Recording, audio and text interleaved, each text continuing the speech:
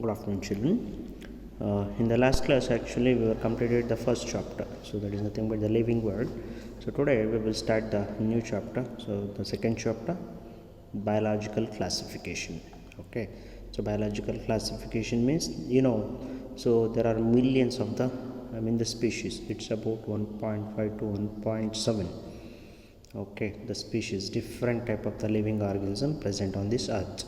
So those are all the living organism, how they are classified. Okay, so on what basis they are classified, and who are all the scientists or the biologists try to classify all those organisms. Those are all things we will study under this chapter. Okay, so biological classification ಅಂದರೆ ಜೀವಿಗಳ ವರ್ಗೀಕರಣ ಅಥವಾ ಜೈವಿಕ ವರ್ಗೀಕರಣ ಅಂತ ಕರಿತೀವಿ. So ಅಂದರೆ ಯಾವುದ ನಮ್ಮ ಒಂದು ಇವತ್ತು ಭೂಮಿ ಮೇಲೆ ಒಟ್ಟಾರೆಯಾಗಿ ಸರಿಸುಮಾರು 15 ಲಕ್ಷ ಅಂದರೆ 1.5 to 1.7 ಅಂತ ಕರಿತೀವಿ. ಸೊ ಅಂದರೆ 15 ಲಕ್ಷ ಜೀವ ಪ್ರಭೇದಗಳು ಭೂಮಿ ಮೇಲೆ ಇದೆ. ಈ ಒಟ್ಟಾರೆ ಜೀವಿಗಳನ್ನು ಯಾವುದರ ಆಧಾರದ ಮೇಲೆ ವರ್ಗೀಕರಣ ಮಾಡಲಾಗಿದೆ, ಅವೆಲ್ಲ ಯಾವ್ಯಾವು, ಸೊ ಅವುಗಳನ್ನು ಯಾವ ವಿಜ್ಞಾನಿಗಳು ವರ್ಗೀಕರಣ ಮಾಡೋದಕ್ಕೆ ಪ್ರಯತ್ನ ಪಟ್ಟಿದ್ದಾರೆ ಮತ್ತು ಮಾಡಿದ್ದಾರೆ ಅನ್ನೋದನ್ನು ಈ ಒಂದು ಪಾಠದಲ್ಲಿ ನಾವು ವಿವರವಾಗಿ ತಿಳಿಯೋಣ, ಆಗ್ಬೋದಲ್ವಾ? So let start the discussion with respect to the biological classification. So Aristotle, in that means, during the biological classification, Aristotle is the first person. Okay, so that's why it is also known as Aristotle's classification.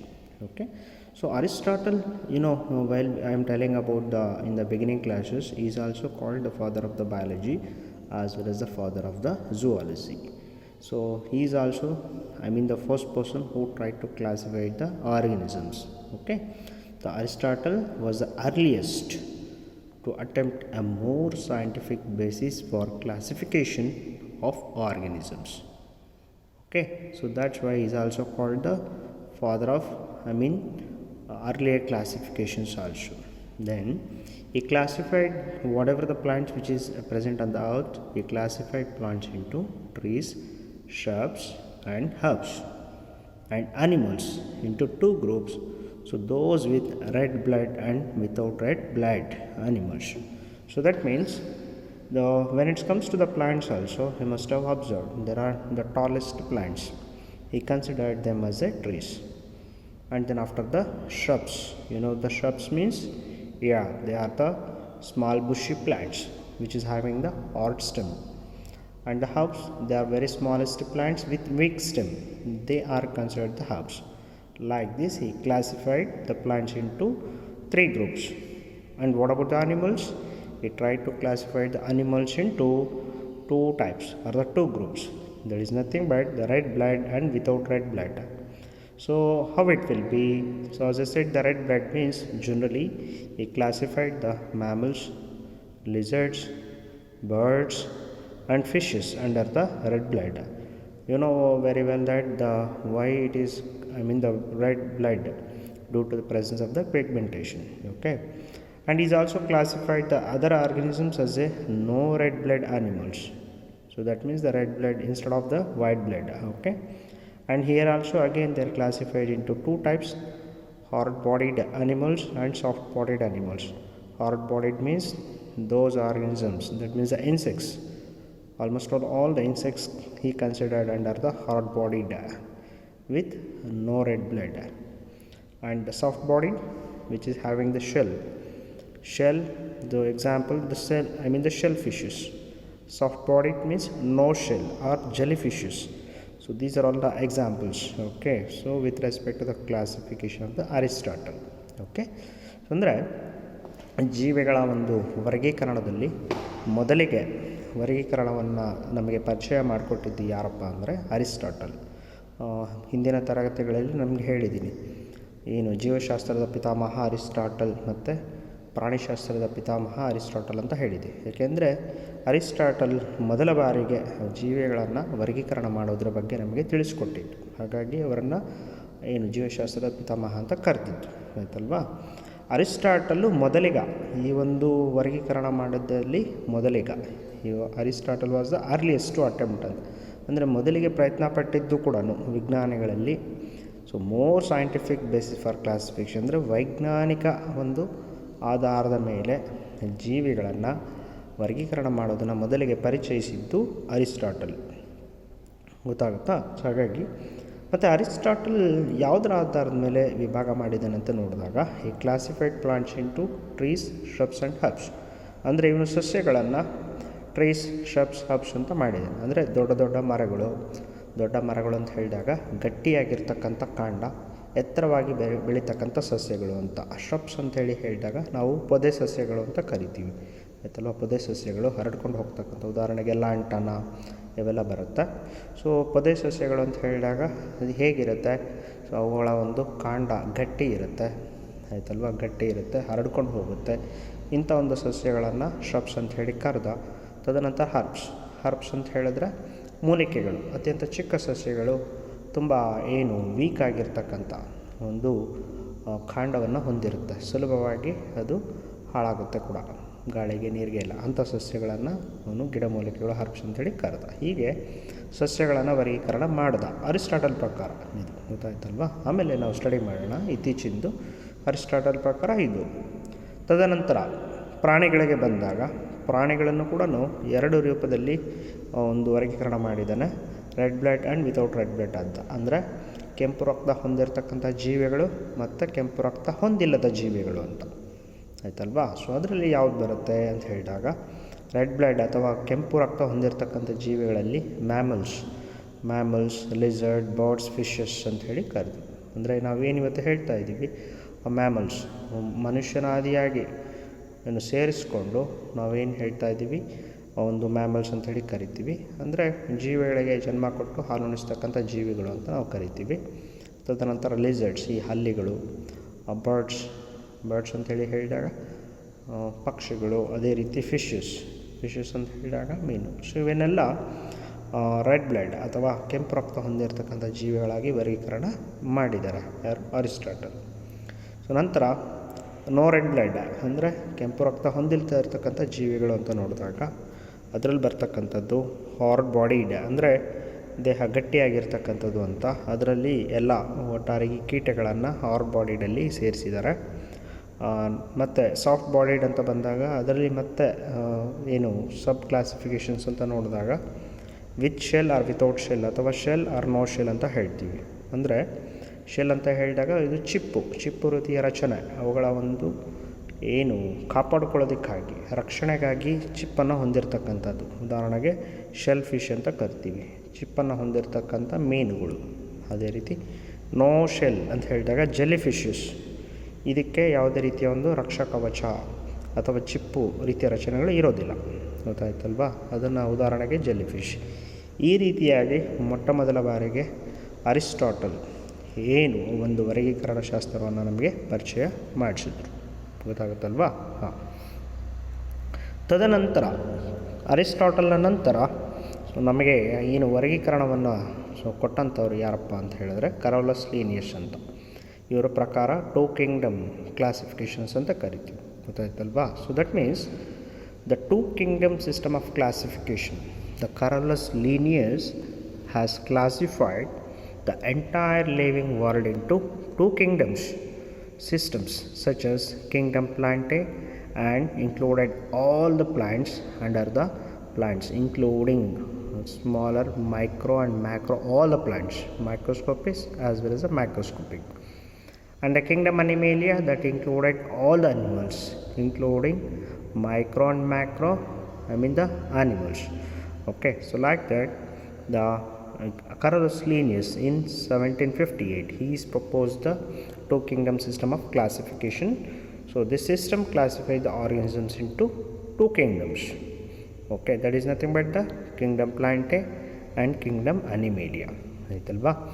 So ಅಂದರೆ ಅರಿಸ್ಟಾಟಲ್ನ ನಂತರ ನಮಗೆ ವರ್ಗೀಕರಣ ಶಾಸ್ತ್ರವನ್ನು ತಿಳಿಸಿಕೊಟ್ಟಿದ್ದು ಯಾರಪ್ಪ ಅಂತ ಹೇಳಿದ್ರೆ Carolus Linnaeus ಅಂತೇಳಿ ಕರಿತೀವಿ. ಇವರ ಪ್ರಕಾರ ದ್ವಿಸಾಮ್ರಾಜ್ಯ ವರ್ಗೀಕರಣ ಅಂತ, ಅಥವಾ 2 ಕಿಂಗ್ಡಮ್ ಅಂತ ಕ್ಲಾಸಿಫಿಕೇಷನ್ಸ್ ಅಂತ ಕರಿತೀವಿ. ದ್ವಿಸಾಮ್ರಾಜ್ಯ ವರ್ಗೀಕರಣ ಅಂತ ಹೇಳಿ. ಅದರ ಪ್ರಕಾರ ಅವರು ಎಲ್ಲ ಜೀವಿಗಳನ್ನು ಒಟ್ಟಾರೆಯಾಗಿ 2 ಸಾಮ್ರಾಜ್ಯಗಳಾಗಿ ವಿಂಗಡಣೆ ಮಾಡಿದ್ದಾರೆ.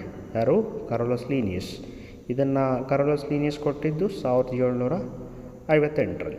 ಇವ್ರ ಪ್ರಕಾರ ಎಲ್ಲ ಸಸ್ಯಗಳನ್ನು ಅಂದರೆ ಸೂಕ್ಷ್ಮಾಣು ಸಸ್ಯಗಳಿಂದ ಹಿಡಿದು ಎಲ್ಲ ದೊಡ್ಡ ದೊಡ್ಡ ಸಸ್ಯಗಳು, ಏಕಕೋಶ ಸಸ್ಯಗಳಿಂದ ಹಿಡಿದು ಒಟ್ಟಾರೆಯಾಗಿ ಬಹುಕೋಶ ಎಲ್ಲ ಸಸ್ಯಗಳನ್ನು ಸಸ್ಯ ಸಾಮ್ರಾಜ್ಯದಲ್ಲಿ ಸೇರಿಸಲಾಗಿತ್ತು. ಮತ್ತು ಕಿಂಗ್ಡಮ್ ಅನಿಮೇಲಿಯಾ ಅಂತ ಹೇಳಿದಾಗ ಪ್ರಾಣಿ ಸಾಮ್ರಾಜ್ಯ, ಅದೇ ರೀತಿ ಎಲ್ಲ ಸೂಕ್ಷ್ಮ ಜೀವಿಗಳಿಂದ ಹಿಡಿದು ಒಟ್ಟಾರೆಯಾಗಿ ದೊಡ್ಡ ದೊಡ್ಡ ಜೀವಿಗಳವರೆಗೂ ಒಟ್ಟು ಜೀವಿಗಳನ್ನು ಎಲ್ಲಿ ಸೇರಿಸಲಾಗಿತ್ತು? ಪ್ರಾಣಿ ಸಾಮ್ರಾಜ್ಯದಲ್ಲಿ ಸೇರಿಸಲಾಗಿತ್ತು. ಸೊ ಇದು ಪ್ರಾರಂಭಿಕ ಹಂತದ ವರ್ಗೀಕರಣ. ಯಾರ ಪ್ರಕಾರ? ಕರೋಲಸ್ ಲಿನಿಯಸ್ ಪ್ರಕಾರ. So but Carolus Linnaeus, he failed to explain all the things. Okay, so whatever the next coming days is, the scientists, they were expected. So those are all things he was not able to explain completely.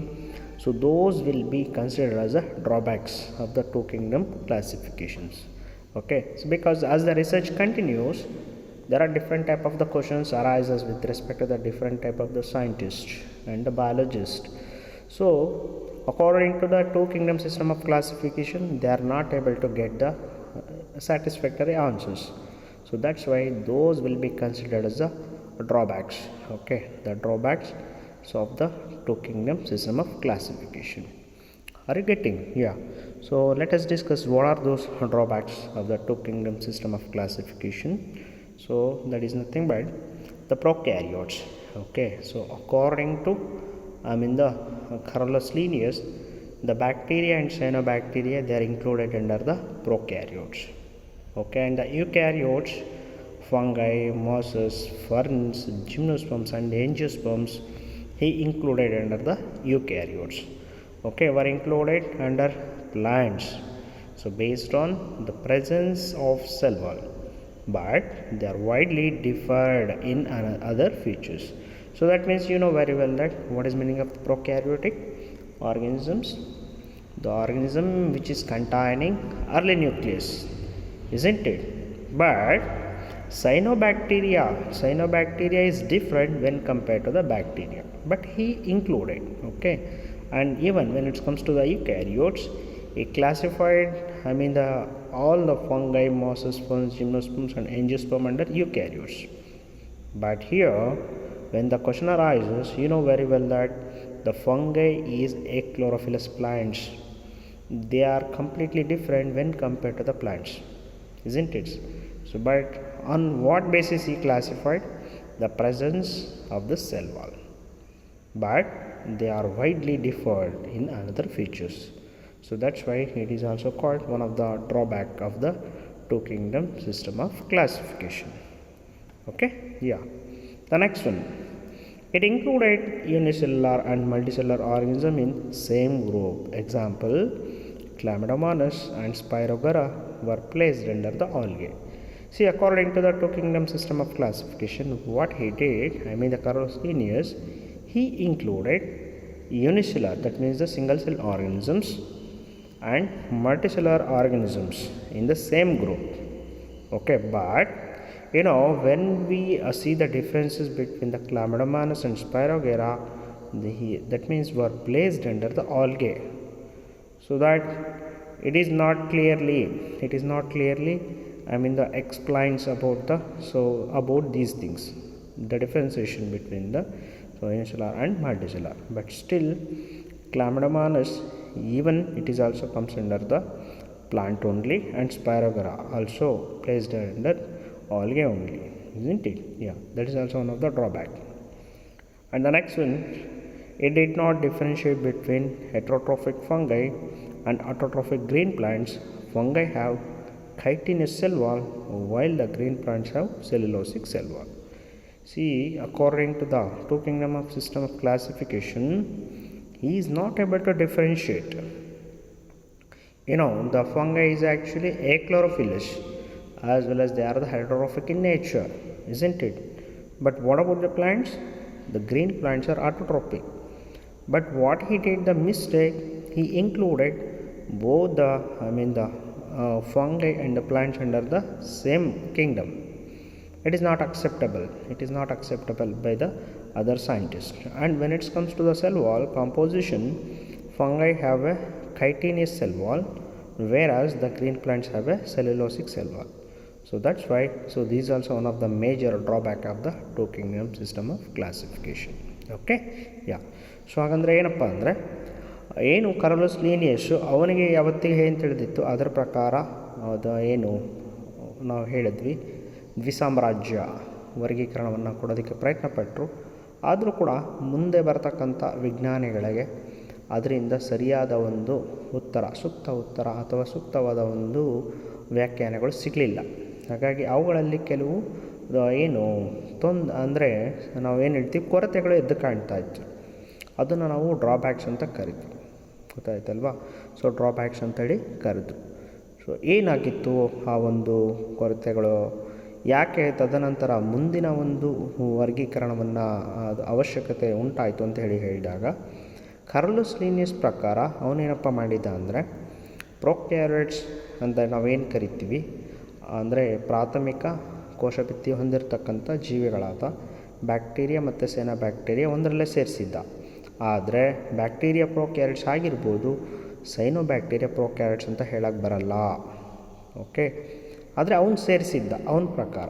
So ತದನಂತರ ಯುಕ್ಯಾರಿಯೋಟ್ಸ್ ಬಂದಾಗ, ಯುಕ್ಯಾರಿಯೋಟ್ಸ್ ಅಂತ ಹೇಳಿದಾಗ ಜೀವಿಗಳು, so ಅಂದರೆ ಉನ್ನತೀಕರಣ ಹೊಂದಿರತಕ್ಕಂಥ ಕೋಶಭಿತ್ತಿ ಹೊಂದಿರತಕ್ಕಂಥ ಜೀವಿಗಳು ಅಂತ ಕರಿತೀವಿ. True karyota means nucleus, eu means true ಅಂದರೆ ಬೆಳವಣಿಗೆ ಹೊಂದಿರತಕ್ಕಂಥ ಏನು ನ್ಯೂಕ್ಲಿಯಸ್ನ ಹೊಂದಿರತಕ್ಕಂಥ ಜೀವಿಗಳು ಅಂತ ಅರ್ಥ. ಇದರಲ್ಲಿ ಎಲ್ಲ ಸೇರಿಸ್ಬಿಟ್ಟಿದ್ದ. ಯಾವುದು ಫಂಗೈ, ಮಾಸಸ್ ಅಂದರೆ ಫಂಗೈ ಅಂದರೆ ಶಿಲೀಂಧ್ರಗಳನ್ನು ಸೇರಿಸಿದ್ರು, ಮಾಸಸ್ ಅಂದರೆ ಹೌಸೆ ಸಸ್ಯಗಳು, ಫರನ್ಸ್ ಅಂತ ಹೇಳಿದಾಗ ಜರಿ ಗಿಡಗಳು, ಜಿಮ್ನೋಸ್ಪಮ್ಸ್ ಅನಾವೃತ ಬೀಜ ಸಸ್ಯಗಳು, ಎಂಜಿಯೋಸ್ಪಮ್ಸ್ ಅಂದರೆ ಆವೃತ ಬೀಜ ಸಸ್ಯಗಳು, ಒಟ್ಟಾರೆಗೆ ಎಲ್ಲ ಸೇರಿಸ್ಬಿಟ್ಟಿದ್ರು. ಹಾಗಾಗಿ ಇದು ಎಲ್ಲವನ್ನು ಒಟ್ಟಾರೆಯಾಗಿ ಯಾವಾಗ ಸಸ್ಯ ಸಾಮ್ರಾಜ್ಯದಲ್ಲಿ ಸೇರಿಸಿದ್ರಿಂದ ಆಯ್ತಲ್ವಾ. ಸೊ ಮತ್ತು ಅಲ್ಲಿ ಈಗಾಗಲೇ ಹೇಳಿದ್ದೀವಿ, ಸಸ್ಯದಲ್ಲಿ ಏನು ನಾವು ಕೋಶ ಭಿತ್ತಿ ಅಂತ ಕರಿತೀವಿ ಸೆಲ್ ವಾಲ್, ಇದರ ಆಧಾರದ ಮೇಲೆ, so but they are widely deferred in another features, ಅವುಗಳ ಆಧಾರದ ಮೇಲೆ ಒಂದು ಕೋಶ ಭಿತ್ತಿ ಅಂತ ಆ ಒಂದು ಜೀವಕೋಶದ ಭಿತ್ತಿ ಅಥವಾ ನಾವು ಏನು ಸೆಲ್ ವಾಲ್ ಅಂತ ಕರಿತೀವಿ ಆಧಾರದ ಮೇಲೆ ವರ್ಗೀಕರಣ ಮಾಡಿದ್ದು ಬೇರೆ ಜೀವಿಗಳು ಕೂಡ ಅನ್ವಯ ಆಗ್ತಿರಲಿಲ್ಲ, ಗೊತ್ತಾಯ್ತಲ್ವಾ. ಸೊ ಅದನ್ನೇ ಹೇಳಿದ್ದು. ಈಗ ಶಿಲೀಂಧ್ರಗಳಲ್ಲಿ ಸೆಲ್ ವಾಲ್ ಕಾಂಪೋಸಿಷನ್ ಅಂತ ಕರಿತೀವಿ, ಅದೇ ಬೇರೆ ಆಗಿರುತ್ತೆ. ಅದೇ ರೀತಿ ಸಸ್ಯ ಜೀವಕೋಶಗಳಲ್ಲಿ ಸೆಲ್ ವಾಲ್ ಕಾಂಪೋಸಿಷನ್ ಬೇರೆ ಆಗಿರುತ್ತೆ. ಹಾಗಾಗಿ ಅದನ್ನು ಹೇಳಿಲ್ಲ. ಮತ್ತು it included and unicellular and multicellular organism in the same group. ಅಂದರೆ ಒಂದು ಕರೋಲಸ್ ಲೀನಿಯಸ್ ಪ್ರಕಾರ ಏನು ಮಾಡಿದ್ದ, ಏಕಕೋಶ ಜೀವಿಗಳು ಮತ್ತು ಬಹುಕೋಶ ಜೀವಿಗಳನ್ನು ಒಂದರಲ್ಲೇ ಸೇರಿಸಲಾಗಿತ್ತು, ಅಂದರೆ ಒಂದೇ ಸಾಮ್ರಾಜ್ಯದಲ್ಲಿ ಸೇರಿಸಲಾಗಿತ್ತು. ಎಲ್ಲ ನಾನಾಗಲೇ ಹೇಳಿದ್ದೆ, ಅವನ ಪ್ರಕಾರ ಸೂಕ್ಷ್ಮ ಅಥವಾ ಏಕಕೋಶ ಸಸ್ಯಗಳನ್ನು, ಬಹುಕೋಶ ಸಸ್ಯಗಳು ಎಲ್ಲವನ್ನು ಒಂದೇ ಸಾಮ್ರಾಜ್ಯದಲ್ಲಿ ಸೇರಿಸಲಾಗಿದ್ದೆ ಅಂತ. ಆದರೆ ಈ ರೀತಿ ಸೇರಿಸಿದ್ದು ಕೆಲವು ಕಡೆ ಸಮಂಜಸ ಅನ್ನಿಸಲಿಲ್ಲ. ಉದಾಹರಣೆಗೆ ಕ್ಲಾಮಿಡೋಮೋನಾಸ್ ಅಂತ ಕೇಳಿರ್ತೀರ, ಅದು ಏಕಕೋಶ ಏನು ಒಂದು ಆಲ್ಗೆ ಅಂತ ಕರಿತೀವಿ, ಗೊತ್ತಾಯ್ತಲ್ವಾ. ಪಾಚಿಯಲ್ಲಿ ಬರುತ್ತೆ, ಅದು ನಾನು ಹೇಳ್ತೀನಿ ನಂತರ. Spirogyra were placed under the algae. ಈ ರೀತಿ ಮಾಡಿದ್ದು ಏನು ಕನ್ಫ್ಯೂಷನ್ಸ್ ಆಯಿತು, ಗೊತ್ತಾಯ್ತಲ್ವಾ. ಸೊ ಹಾಗಾಗಿ ಇದು ಕೂಡ ಒನ್ ಆಫ್ ದ ಡ್ರಾಬ್ಯಾಕ್ ಅಂತ ಹೇಳ್ಬೋದು. ಲಿಮಿಟೇಷನ್ಸ್ ಅಂತ ಹೇಳಿದ್ರೆ ತಪ್ಪಾಗಲ್ಲ, ಡ್ರಾಬ್ಯಾಕ್ಸ್ ಅಂತ ಕೂಡ ಹೇಳ್ಬೋದು. ಓಕೆ, ಯಾ.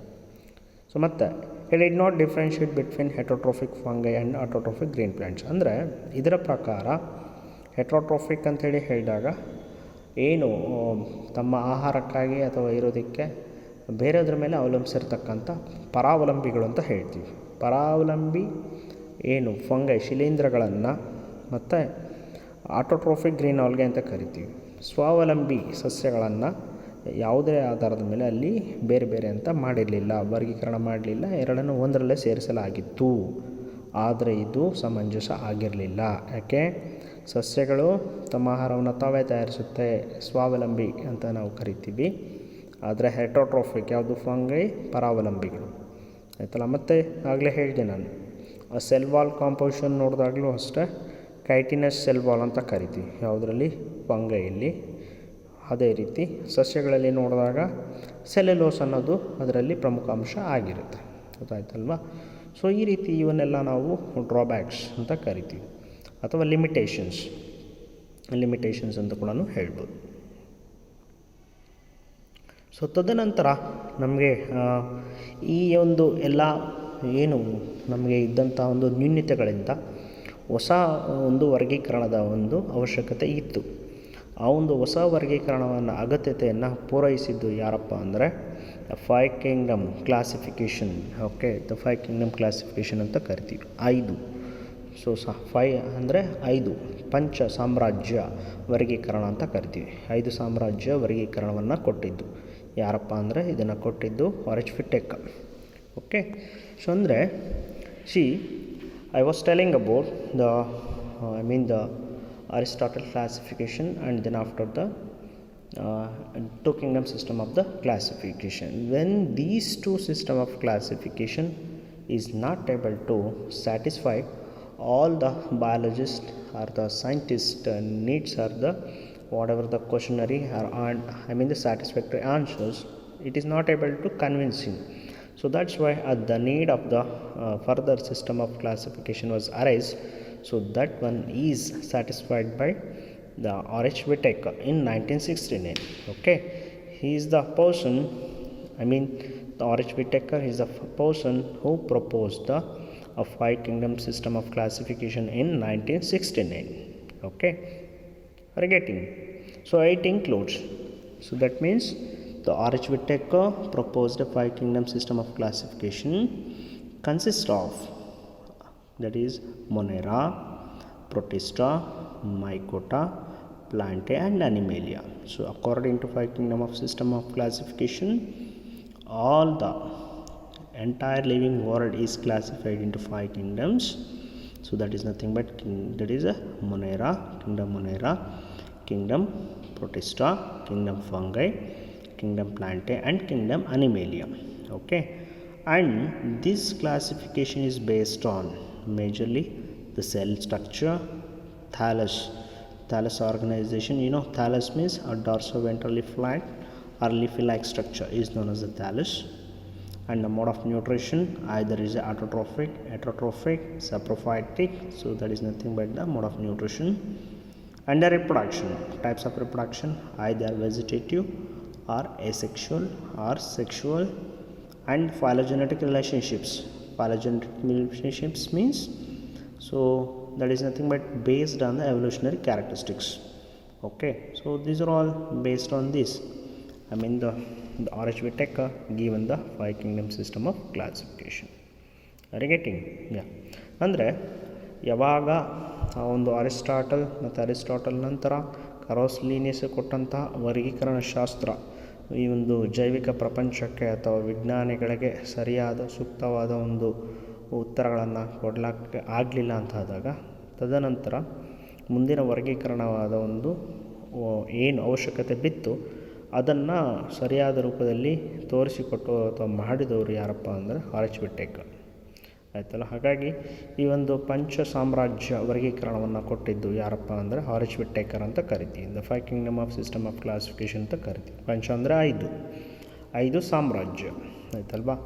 ಒಟ್ಟಾರೆಯಾಗಿ ಈ ಜೈವಿಕ ಪ್ರಪಂಚವನ್ನು ಅಂದರೆ ಇಡೀ ಪ್ರಪಂಚದಲ್ಲಿರ್ತಕ್ಕಂಥ ಎಲ್ಲ ಜೀವಿಗಳನ್ನು 5 ಪ್ರಮುಖ ಸಾಮ್ರಾಜ್ಯಗಳಾಗಿ ವಿಂಗಡಿಸಲಾಗಿತ್ತು. ಯಾರ ಪ್ರಕಾರ? ಆರೆಂಜ್ ವಿಟೇಕರ್ ಪ್ರಕಾರ. ಹಾಗಾಗಿ orange Whittaker is the father of 5 Kingdom system of classification ಅಂತ ಕರೀತಾರೆ. ಅಥವಾ who is given the 5 Kingdom of system of classification ಅಂತ ಕೇಳ್ತಾರೆ. ಆಯ್ತಾಯ್ತಲ್ಲ. ಅದು ಯಾವ್ಯಾವು ಅಂದರೆ ಮೊನೈರಾ ಅಂತ ಬರುತ್ತೆ, ಮೊದಲಿಗೆ ಬರ್ತಕ್ಕಂಥದ್ದು. ಆಯ್ತಲ್ವಾ. ಸೊ ಕಿಂಗ್ಡಮ್ ಮೊನೈರಾ ಅಂತ ಬರುತ್ತೆ, ಪ್ರೊಟಿಸ್ಟಾ ಅಂತ ಬರುತ್ತೆ, ಕಿಂಗ್ಡಮ್ ಪ್ರೊಟಿಸ್ಟಾ ಅಂತ, ಕಿಂಗ್ಡಮ್ ಫಂಗೈ ಆರ್ ಮೈಕೋಟಾ ಅಂತ ಕರಿತೀವಿ, ಕಿಂಗ್ಡಮ್ ಪ್ಲಾಂಟೆ, ಕಿಂಗ್ಡಮ್ ಅನಿಮೇಲಿಯಾ. ಅಂದರೆ ಎಲ್ಲ ಏನು ಸೂಕ್ಷ್ಮಾಣುಜೀವಿಗಳ ಒಂದೊಂದೇ ನಾನು ಹೇಳ್ತೀನಿ. ಸೂಕ್ಷ್ಮಾಣುಜೀವಿಗಳು ಬರ್ತಕ್ಕಂಥದ್ದು ಬ್ಯಾಕ್ಟೀರಿಯಾನ ಒಳಗೊಂಡಂತೆ ಏನು ಪ್ರಾಥಮಿಕ ನ್ಯೂಕ್ಲಿಯಸ್ ಹೊಂದಿರತಕ್ಕಂಥ ಜೀವಿಗಳು ಪ್ರೊಕ್ಯಾರಿಯೋಟ್ಸ್ ಅಂತ ಕರಿತೀವಿ. ಅದು ಮೊನೈರಾಲ ಬರುತ್ತೆ. ಸೊ ತದನಂತರ ಪ್ರೊಟಿಸ್ಟಾ ಅಂತ ನೋಡಿದಾಗ ಏಕಕೋಶ ಜೀವಿಗಳು ಬರುತ್ತೆ. ಉದಾಹರಣೆಗೆ ಅಮೀಬಾ, ಪ್ಯಾರಾಮಿಸಿಯಾ, ಯುಕ್ಲಿನಾ ಇವೆಲ್ಲ ಬರುತ್ತೆ ಪ್ರೊಟಿಸ್ಟಾ ಅಲ್ಲಿ. ಹಾಗಾಗಿ ಸಾಮ್ರಾಜ್ಯ. ತದನಂತರ ಫಂಗೈ ಆಯ್ತಲ್ವಾ, ಅದು ಕಿಂಗ್ಡಮ್ ಫಂಗೈ ಅಂತ ಬರುತ್ತೆ. ಮತ್ತು ಪ್ಲಾಂಟೆ, ಪ್ಲ್ಯಾಂಟ್ ಅಂತ ಹೇಳಿದಾಗ ಸಸ್ಯ ಸಾಮ್ರಾಜ್ಯ ಮತ್ತು ಪ್ರಾಣಿ ಸಾಮ್ರಾಜ್ಯ. ಹೀಗೆ ಒಟ್ಟಾರೆಯಾಗಿ 5 ಸಾಮ್ರಾಜ್ಯ ವರ್ಗೀಕರಣವನ್ನು ಕೊಟ್ಟಿದ್ದು ಯಾರು? Arrest Whittaker. ಮತ್ತು ಇಲ್ಲಿ ಪ್ರಶ್ನೆ, ಈ ಒಂದು ಪಂಚ ಸಾಮ್ರಾಜ್ಯ ಅಥವಾ 5 ಸಾಮ್ರಾಜ್ಯ ವರ್ಗೀಕರಣವನ್ನು ಯಾವ ಆಧಾರದ ಮೇಲೆ ಮಾಡಲಾಗಿದೆ ಅಂತ ನೋಡಿದಾಗ, so this classification is based on cell structure. ಮೊದಲನೇದಾಗಿ ಕೋಶದ ರಚನೆ, ಯಾವುದೇ ಒಂದು ಜೀವಿಯ ಅಥವಾ ಜೀವಕೋಶದ ರಚನೆ. ಮತ್ತು ಥ್ಯಾಲಸ್ ಆರ್ಗನೈಸೇಷನ್ ಅಂತ ಕರಿತೀವಿ. ಥ್ಯಾಲಸ್ ಅಂದರೆ ಏನಪ್ಪ ಅಂದರೆ ಎಲೆಯ ರೀತಿ ರಚನೆ. ಉದಾಹರಣೆಗೆ ನೀವು ಯಾವುದೇ ಜೀವಿ ನೋಡಿದಾಗ ಮೇಲ್ಭಾಗ ಇರತಕ್ಕಂಥದ್ದು ಡಾರ್ಸಲ್ ಅಂತ ಕರಿತೀವಿ, ಕೆಳಗಡೆ ಇರೋದು ವೆಂಟ್ರಲ್. ಮೇಲ್ಭಾಗ ಮತ್ತು ಕೆಳಭಾಗ ಚಪ್ಪಟೆಯಾಗಿ ರಚನೆ ಇದ್ದರೆ ಅದನ್ನು ಥ್ಯಾಲಸ್ ಅಂತ ಕರಿತೀವಿ, ಅಥವಾ ಲೀಫಿ ಲೈಕ್ ಸ್ಟ್ರಕ್ಚರ್ ಅಂತ ಕರಿತೀವಿ. ಬರ್ಕೋಬೇಕಪ್ಪ, ಸುಮ್ಮನೆ ಕೇಳಿಸ್ಕೊಂಡ್ರೆ ಪ್ರಯೋಜನ ಇಲ್ಲ, ಒಂದಷ್ಟು ವಿಚಾರ ಬರ್ಕೊಳ್ಳಿ, ಆಯಿತಾ. ಮತ್ತು mode of nutrition. Mode of nutrition ಅಂದರೆ ಅವುಗಳ ಒಂದು ಪೋಷಣಾ ಪದ್ಧತಿ. ಸೊ ಆಗಲೇ ನಾನು ಹೇಳ್ತಿದ್ದೆ, ಸಸ್ಯಗಳು ಏನಿದೆ, ಹಸಿರು ಸಸ್ಯಗಳು ತಮ್ಮ ಆಹಾರವನ್ನು ತಾವೇ ತಯಾರು ಮಾಡ್ಕೊಳ್ಳುತ್ತೆ, ಅದನ್ನು ಸ್ವಪೋಷಕಗಳು ಅಂತ ಕರಿತೀವಿ. ಮತ್ತು ಪರಪೋಷಕಗಳು ಹೆಟ್ರೋಟ್ರೋಫಿಕ್ ನ್ಯೂಟ್ರಿಷನ್ ಅಂತ ಕರಿತೀವಿ. ನಾವು ಕೂಡ ಒಳಗೊಂಡಂತೆ ಎಲ್ಲ ಪ್ರಾಣಿಗಳನ್ನು ನಾವು ಪರಪೋಷಕಗಳು ಅಂತ ಕರಿತಕ್ಕಂಥದ್ದು, ಹೆಟ್ರೋಟ್ರೋಫಿಕ್ ಅಂತ. ಮತ್ತು ಕೆಲವು ಹೇಳ್ತೀನಿ ಮತ್ತೆ ಏನು ಸಾಪ್ರೋಫೈಟಿಕ್ ಅಂತ ಕರಿತೀವಿ, ಏನು ಸತ್ತಿರ್ತಕ್ಕಂಥ ಜೀವಿಗಳು ಅಥವಾ ಕೊಳಿತಾ ಇರ್ತಕ್ಕಂಥ ಜೀವಿಗಳ ಮೇಲೆ ಬೆಳೀತಕ್ಕಂಥದ್ದು ಅಂಥದ್ದನ್ನು ಸಾಪ್ರೋಫೈಟಿಕ್ ಅಂತ ಕರಿತೀವಿ. ಈ ರೀತಿ ಒಂದು ಏನು ಮೋಡ್ ಆಫ್ ನ್ಯೂಟ್ರಿಷನ್ ಅಂತ ಅವುಗಳ ಪೋಷಣೆಯ ಆಧಾರದ ಮೇಲೆ ವರ್ಗೀಕರಣ ಮಾಡಲಾಗಿದೆ. ಮತ್ತು ರಿಪ್ರೊಡಕ್ಷನ್ ಅಂತ ಬಂದಾಗ ನಾನು ಹೇಳಿದ್ದೀನಿ, ಸಂತಾನೋತ್ಪತ್ತಿ ಪ್ರಕ್ರಿಯೆ, ನಿರ್ಲಿಂಗ ರೀತಿಯ ಸಂತಾನೋತ್ಪತ್ತಿ, ಅಥವಾ ನಾವೇನು ಹೇಳ್ತೀವಿ ಲಿಂಗಾಣುಗಳ ಸಂಯೋಗದಿಂದ ಆಗ್ತಕ್ಕಂಥದ್ದು, ಆಯ್ತಲ್ವಾ. ಸೊ ಅಂದರೆ ಸೆಕ್ಷುವಲ್ ರಿಪ್ರೊಡಕ್ಷನ್, ಎಸೆಕ್ಷುವಲ್ ರಿಪ್ರೊಡಕ್ಷನ್ ಅಂತ ಹೇಳ್ತೀವಿ. ನೆಕ್ಸ್ಟ್ ಬರುತ್ತೆ, ನಾನು ಹೇಳ್ತೀನಿ. ಅದೇ ರೀತಿ ವೆಜಿಟೇಟಿವ್ ಅಂತ ಕರಿತೀವಿ. ಅಂದರೆ ಯಾವುದೋ ಒಂದು ಜೀವಿಯ ಅಥವಾ ಸಸ್ಯದ ಭಾಗ ಅವುಗಳಿಂದ ಬೇರ್ಪಟ್ಟಾಗ ಆ ಒಂದು ಜೀವಿಯ ಒಂದು ಭಾಗ ಸ್ವತಂತ್ರವಾಗಿ ಬೆಳೆಯೋದಕ್ಕೆ ಪ್ರಾರಂಭ ಆಗುತ್ತೆ. ಸೊ ಅಂಥದ್ದನ್ನೆಲ್ಲ ನಾವು ನೋಡ್ತೀವಿ. ಮತ್ತು ಫೈಲೋಜೆನೆಟಿಕ್ ರಿಲೇಷನ್ಶಿಪ್ಸ್ ಅಂತ ಕರಿತೀವಿ. ಹಾಗಂದರೆ ಏನು? ಫೈಲೋಜೆನೆಟಿಕ್ ಅಂಥೇಳಿ ಹೇಳಿದಾಗ, ಸೊ ಇದನ್ನು ನಾವು ಬೇಸ್ಡ್ ಆನ್ ಎವಲ್ಯೂಷನರಿ ಕ್ಯಾರೆಕ್ಟರಿಸ್ಟಿಕ್ಸ್ ಅಂತ ಕರಿತೀವಿ. ಅಂದರೆ ವಿಕಾಸದ ಹಂತದಲ್ಲಿ ಹಿಂದೆಯಿಂದ ಏನು ಹಂತವಾಗಿ ಯಾವ ರೀತಿ ಉನ್ನತೀಕರಣ ಹೊಂದಿದೆ ಅನ್ನೋದರ ಆಧಾರದ ಮೇಲೆ ಹೇಳ್ತಕ್ಕಂಥದ್ದನ್ನು ಫೈಲೋಜೆನೆಟಿಕ್ ರಿಲೇಷನ್ಶಿಪ್ಸ್ ಅಂತ ಕರೆಯೋದು.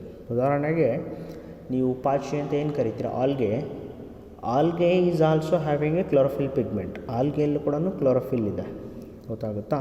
ಅದೇ ರೀತಿ ಎಂಜಿಯೋಸ್ಪರ್ಮ್ ಸರ್ಕನ್ಸ್ a most evolved form of the plants ಅಂತ ಕರಿತೀವಿ. ಅಂದರೆ ಹೂ ಬಿಡ್ತಕ್ಕಂಥ ಸಸ್ಯಗಳು ಏನಿದೆ ಅತ್ಯಂತ ಹೆಚ್ಚು ಉನ್ನತೀಕರಣ ಹೊಂದಿರತಕ್ಕಂಥ ಒಂದು ಪ್ರಭೇದಗಳಲ್ಲಿ ಅದರಲ್ಲೂ ಕೂಡ ಕ್ಲೋರೋಫಿಲ್ ನಾವು ನೋಡ್ತೀವಿ, ಗೊತ್ತಾಯ್ತಲ್ಲ. ಅಂದರೆ ಅದು ಕೂಡ ಏನು ಪಾಚಿ ಕೂಡ ಸ್ವಪೋಷಕಗಳಲ್ಲಿ ಬರುತ್ತೆ.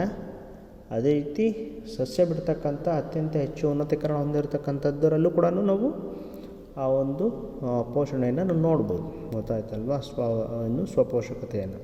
ಸೊ ಹಾಗಾಗಿ ಈ ರೀತಿ ದ ಫೈಲೋಜೆನೆಟಿಕ್ ರಿಲೇಷನ್ಶಿಪ್ಸ್ ಅಂತೇಳಿ ಕರಿತೀವಿ, ಗೊತ್ತಾಗುತ್ತಾ.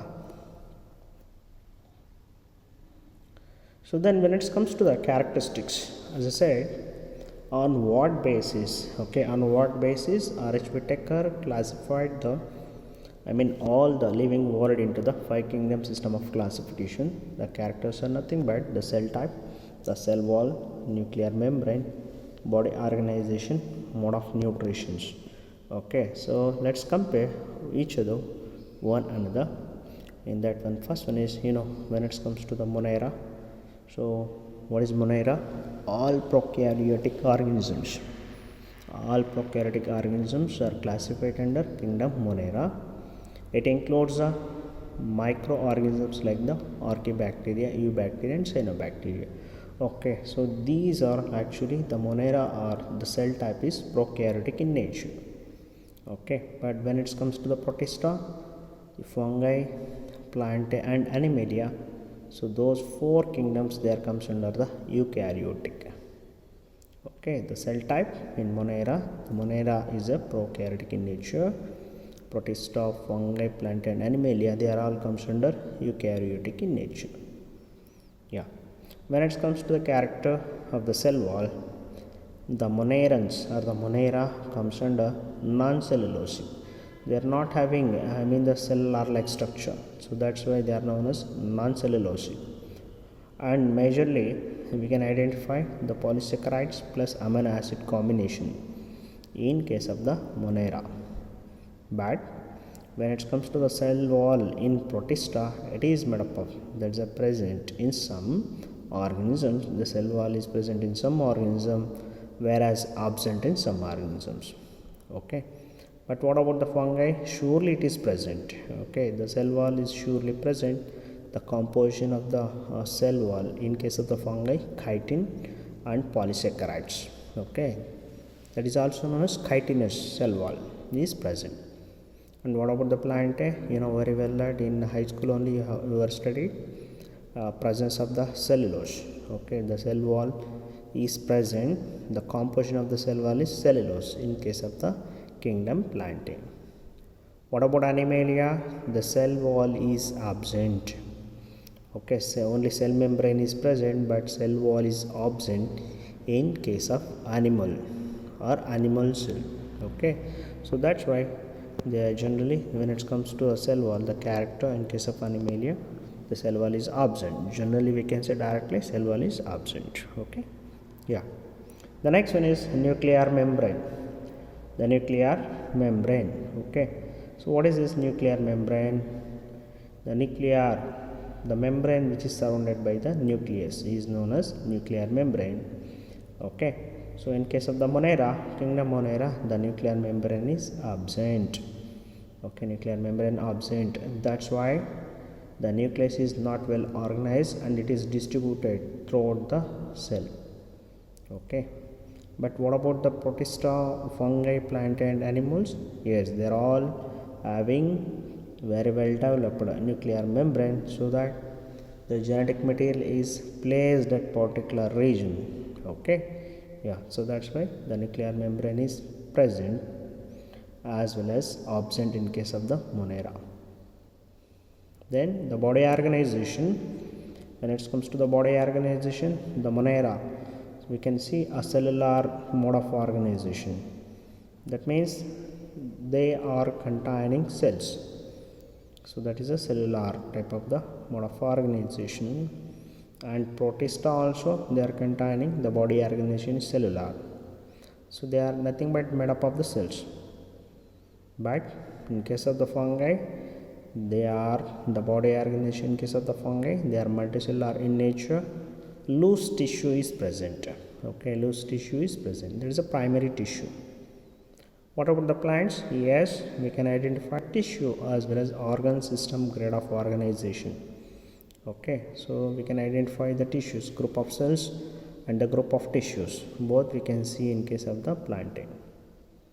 And what about the animals? Yes, in case of animals also, the body organization, they are containing, we can see tissue level grade of organization, organ system grade of organization, also as well as organ system. Okay, so these are all the differentiation with respect to the body organization in case of the 5 kingdoms. And the last one is, this is very important, the mode of nutrition.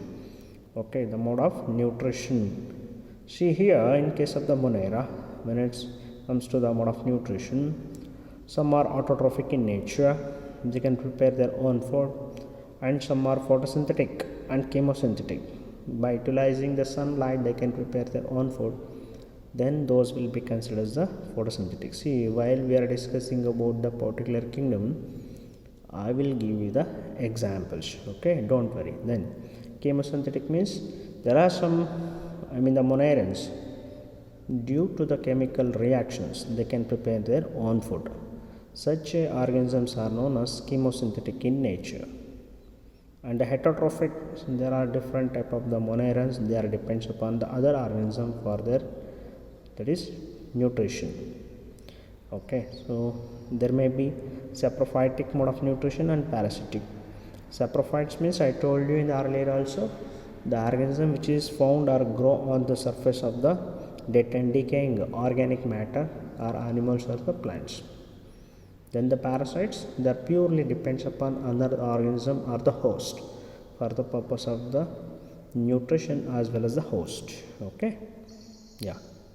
When it comes to the protista, they are autotrophic. They may be photosynthetic or heterotrophic. Okay, protista, because almost all unicellular organism we will consider and discuss under this protista. And the fungi, very well that they are not having any photosynthetic pigments, so that they are heterotrophic in nature. They grow on dead and decaying organism. For example, where we can find the fungi, they grow on, wherever the organic material is present. For example, they grow on the tree lags, okay, or the wooden logs, or wherever the cow dung or animal dung will be present. So like that regions we can identify. Okay, so there are many of them are saprophytic, or some species are the parasitic in nature. Then when it comes to the plants, very well that the almost all the plants are, except one species I will tell you.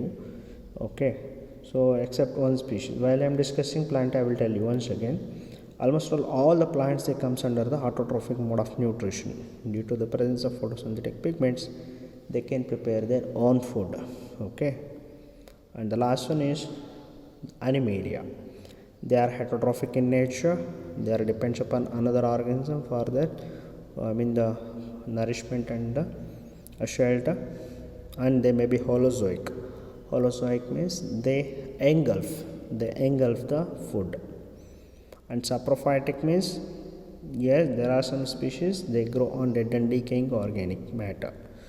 So like this we can compare the characteristics of the five kingdom with respect to the based on the characters. Okay, the characters are nothing but cell type, cell wall, nuclear membrane, and body organization, as well as the mode of nutrition. Okay, yeah, ನೋಡಿ ಇದು ಏನಪ್ಪ ಹೇಳ್ತಾ ಇದ್ದೀವಿ ಅಂದರೆ, ಈ ಒಂದು ಪಂಚ ಸಾಮ್ರಾಜ್ಯ ಅಥವಾ five Kingdom system of classification ಅಂತ ನಾವು ಹೇಳ್ತಾ ಇದ್ದೀವಿ, ಇವುಗಳ ಗುಣಲಕ್ಷಣಗಳ ಆಧಾರದ ಮೇಲೆ ವರ್ಗೀಕರಣ ಮಾಡಿದ್ದೀವಿ ಅಂತ ಹೇಳ್ತಾ ಇದ್ದೀವಿ. ಹಾಗಾದರೆ ಯಾವ ಒಂದು ಗುಣಲಕ್ಷಣಗಳ ಆಧಾರದ ಮೇಲೆ ಈ ವರ್ಗೀಕರಣ ಮಾಡಿದ್ದೀವಿ ಅಂತ ನೋಡಿದಾಗ, ಮೊದಲನೇದು ಸೆಲ್ ಟೈಪ್ ಅಂತ ಕರಿತೀವಿ. ಸೆಲ್ ಟೈಪ್ ಅಂದರೆ ಜೀವಕೋಶ ಯಾವ ಒಂದು ರೀತಿಯಲ್ಲಿದೆ ಅಂತ, ಅದನ್ನು ಸೆಲ್ ಟೈಪ್ ಅಂತ ಕರೆಯೋದು. ಸೊ ಇಲ್ಲಿ ನೋಡಿದಾಗ ಪ್ರೊಕ್ಯಾರಿಟ್ಸ್ ಅಂತ ಹೇಳಿದ್ವಿ. ಮೊನೇರಾ, ಈ ಮೊನೇರಾ ಏನು ಬರುತ್ತೆ, ಈ ಒಟ್ಟಾರೆಯಾಗಿ ಬರ್ತಕ್ಕಂಥದ್ದು ಪ್ರೊಕ್ಯಾರಿಟಿಕ್. ಬೇಕಾದ್ರೆ ಇಲ್ಲಿ ಅಬ್ಸರ್ವ್ ಮಾಡಿ ಕಂಪೇರ್ ಮಾಡಬೇಕು. ನೀವು ನೋಡಿ ಒಂದು ಸಲ ಅಬ್ಸರ್ವ್ ಮಾಡಿ ಎಲ್ಲರೂ ಕೂಡ.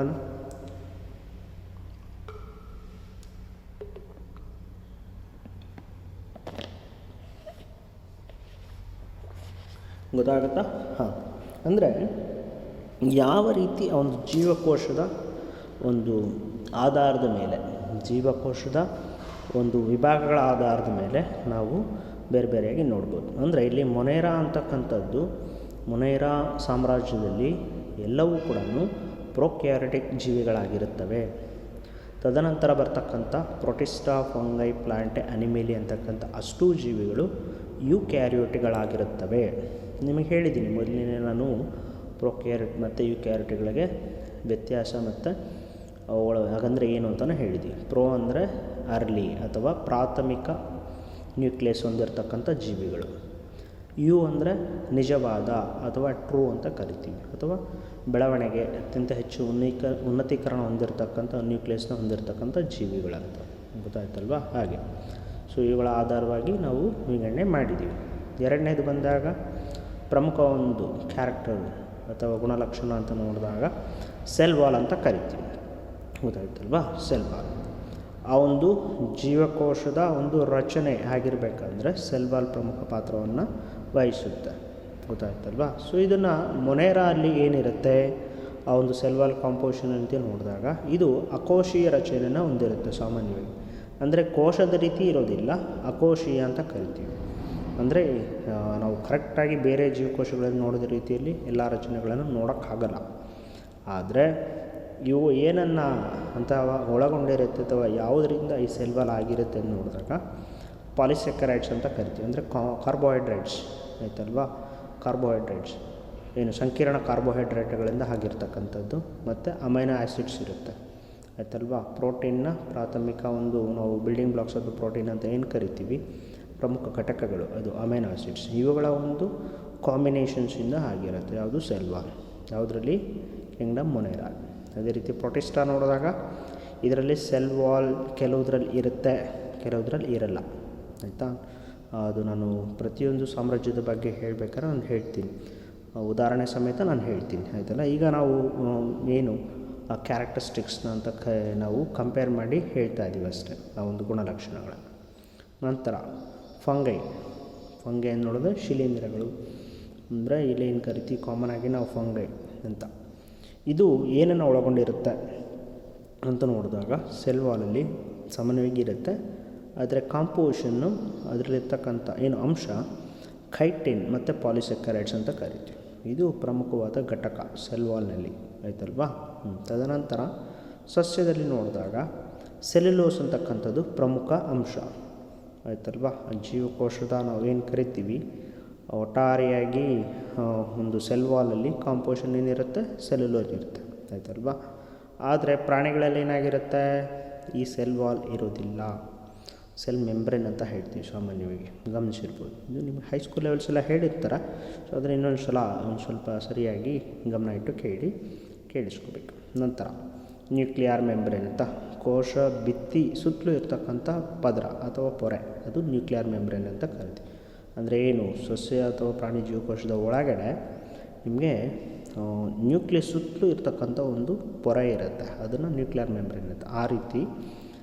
ಆ ರೀತಿ ಒಂದು ನಾವು ರಚನೆಗಳನ್ನು ಗಮನಿಸಿದ್ದೆ ಆದರೆ ಕಿಂಗ್ಡಮ್ ಮೊನೇರಾ ಅಲ್ಲಿ ಇದು ಇರೋದಿಲ್ಲ, ನ್ಯೂಕ್ಲಿಯರ್ ಮೆಂಬ್ರೇನ್ ಇರೋದಿಲ್ಲ. ಹಾಗಾಗಿ ಅದರಲ್ಲಿ ಏನಿರುತ್ತೆ, ಸೊ ಜೆನೆಟಿಕ್ ಮೆಟೀರಿಯಲ್ ಅಂತ ನಾವು ಕರಿತೀವಿ, ಸರಿಯಾದ ರೂಪದಲ್ಲಿ ಒಂದೇ ಕಡೆ ಇರೋದಿಲ್ಲ, ಎಲ್ಲ ಕಡೆ ಸ್ಪ್ರೆಡ್ ಆಗಿಬಿಟ್ಟಿರುತ್ತೆ.